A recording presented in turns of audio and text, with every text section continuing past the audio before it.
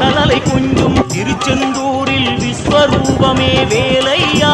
பழமுடி சோலை அறுபடை வீடும் புண்ணிய தரிசனம் முருகையா திருநீர் அணிந்து வரும் போது நெஞ்சில் நிம்மதி பிறக்குது கந்தையா முகனே சிவனார் மகனே உன்னை பாட பாட சுகமாகுதையா வேல் முருகா அரோகரா